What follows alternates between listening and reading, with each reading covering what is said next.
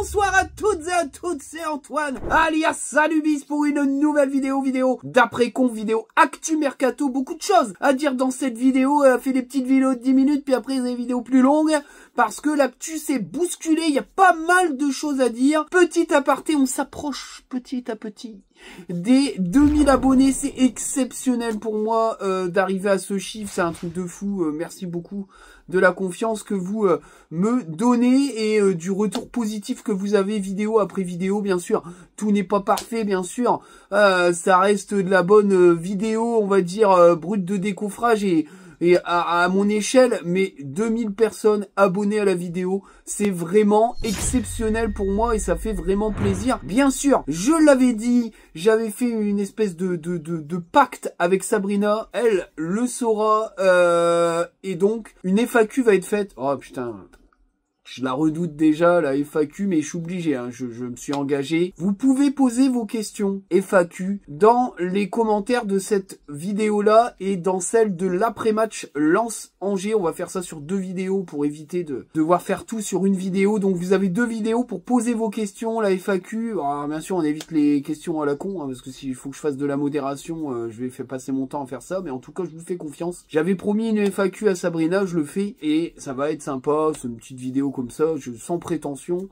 Vous posez les questions que vous voulez sur la chaîne, sur moi, sur ce que vous avez envie de savoir, etc. Ça sera toujours intéressant et je l'avais promis. Parenthèse fermée, quand on passera les 2000, la vidéo FAQ popera, ça sera de la magie. Mais en attendant, on va parler de la conf de Will Steele. C'est parti pour la pré-conf.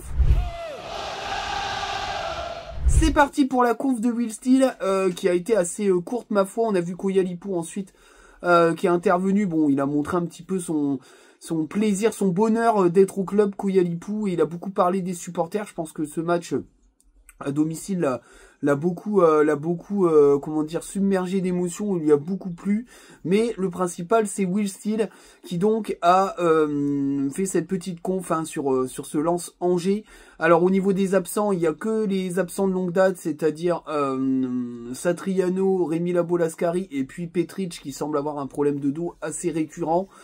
Pour le reste, tout le monde est là. Donc Aguilar, Wesley Saïd et El Ainaoui sont vraiment de retour. Le retour aussi de Kevin Danso de suspension. Le groupe est donc au complet. Ce qui a été abordé, c'est beaucoup l'arrivée de Matthew Ryan. La com de Will Steele a été assez maligne, hein. En fait, au final, il explique clairement que le meilleur jouera, mais il a pas été du tout fermé au fait que Matthew Ryan démarrait le match face à Angers. Je pense clairement qu'aujourd'hui, vu la manière dont il a été assez élogieux sur le mec en parlant de son état d'esprit, de son professionnalisme, de sa carrière, parce que Matthew Ryan, c'est quand même une énorme carrière internationale, même si ça reste l'équipe d'Australie. Il a quand même joué 3 Coupes du Monde, faut quand même pas l'oublier. C'est une équipe qui se qualifie régulièrement pour la Coupe du Monde, et c'est un mec qui a une grosse expérience, que ça soit en Première Ligue, en Belgique ou aux Pays-Bas, notamment Brighton. Il a été aussi à Bruges, il a joué aussi à l'AZ Alkmaar. C'est pas un petit gardien, et clairement le mec a l'air d'être motif pour venir à Lens, d'après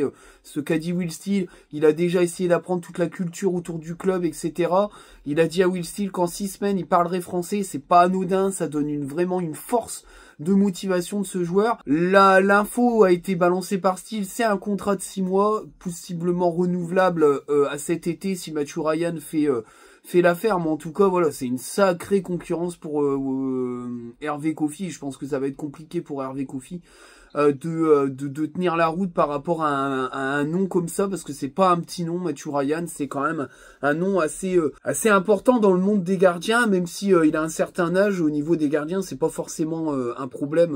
Les gardiens de 32 ans, c'est pas vieux, hein. Clairement, il est dans la force de l'âge au niveau de sa carrière. Donc ça, c'est la première chose. La deuxième chose, c'est qu'il a abordé un peu l'équipe d'Angers, où il a clairement fait comprendre que Angers était très en forme, 3 victoires de rang. C'est à nous de faire le boulot à domicile pour que on ait véritablement une chance de remporter ce match et de bien se placer pour le top 5, top 6, top 7. Mais ça va pas être facile. En tout cas, il a son groupe au complet. C'est vrai que la question depuis quelques jours, semaines, enfin c'est plutôt jours, hein, depuis fameux Lens PSG, c'est le fameux retour à 5 derrière. Moi, j'y crois pas du tout. Moi, j'ai vraiment l'impression qu'il va retourner à 4 derrière. C'est sa volonté de base. Je pense qu'il a mis l'équipe à 5 parce qu'il jouait PSG. Moi, je pense que il veut jouer à 4.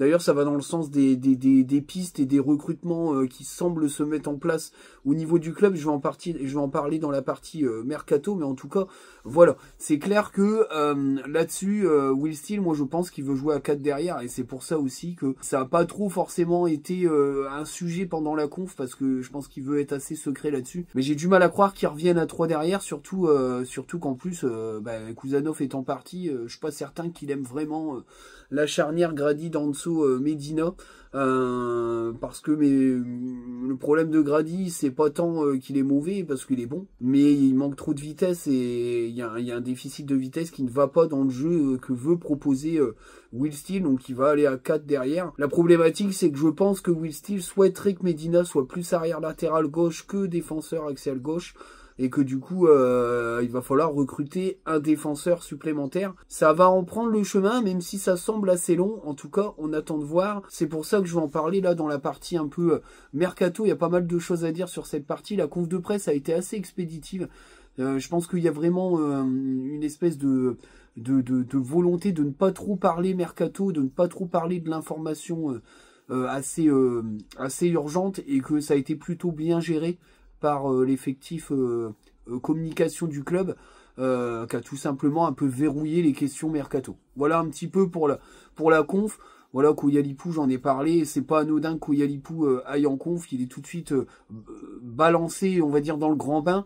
Je pense qu'il a quand même pris quelque chose, une aura assez particulière dans cet effectif. Et Mathieu Ryan, c'est pareil, hein, il a beaucoup été question de leadership aussi dans cette conf. Je pense qu'il a une aura monstrueuse et que ça va être un nouveau leader. Et le but, c'est d'apporter des leaders nouveaux dans ce club, dans cet effectif, pour préparer l'après-effectif francaise. Voilà, c'est clairement ça le but de l'arrivée de Mathieu Ryan.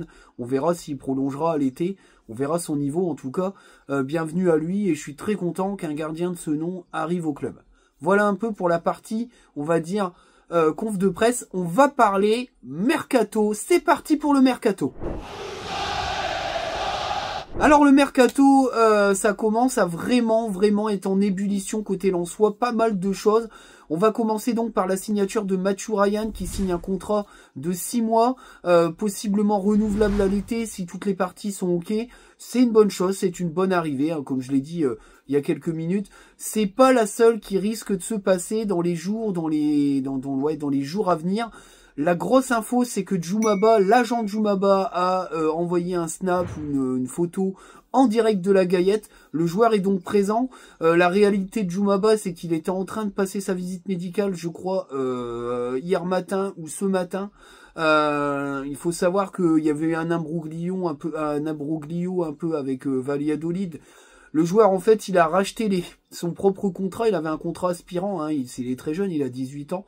Et voilà, il avait une proposition avec 2 clauses libératoires, une de 12 millions s'il partait en équipe jeune, une de 20 millions s'il était directement titulaire en équipe première. Il a refusé ce système-là de la part de Valladolid, et a donc souhaité ne pas signer de contrat professionnel, sauf qu'il avait un contrat aspirant en cours, et que la seule manière de sortir de ce contrat, c'était de racheter ses parts du contrat.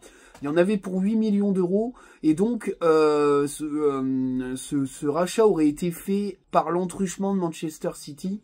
C'est pas très clair, mais en tout cas, voilà. Le problème de Valladolid, c'est que comme il a refusé l'offre et qu'il a sorti 8 millions d'euros, ils peuvent rien faire. Le rachat des parts de son contrat aspirant a été validé par la Ligue espagnole. Dans le cululu, le joueur est libre, il est libre de signer où il veut. Il va signer à Manchester City tout en faisant sa visite médicale à Lens. C'est assez particulier. Alors, il y a beaucoup de gens qui se sont plaints de ça, en mode on est devenu la vitrine de Manchester City. Non, on est un club qui n'a pas beaucoup de moyens, qui a vendu Kuzanov, qui s'est arrangé avec City parce qu'il y a une certaine forme de bonne entente entre les deux clubs, et qui s'est vu prêter un joueur, on va dire, équivalent en termes de prospect, de talent, et qui n'était pas prêt pour Manchester City, qui avait besoin d'aller faire un tour en Ligue 1. L'entente s'est faite là-dessus, et le joueur, pour l'instant, c'est rien d'officiel au moment où je fais la vidéo, mais ça va peut-être s'accélérer.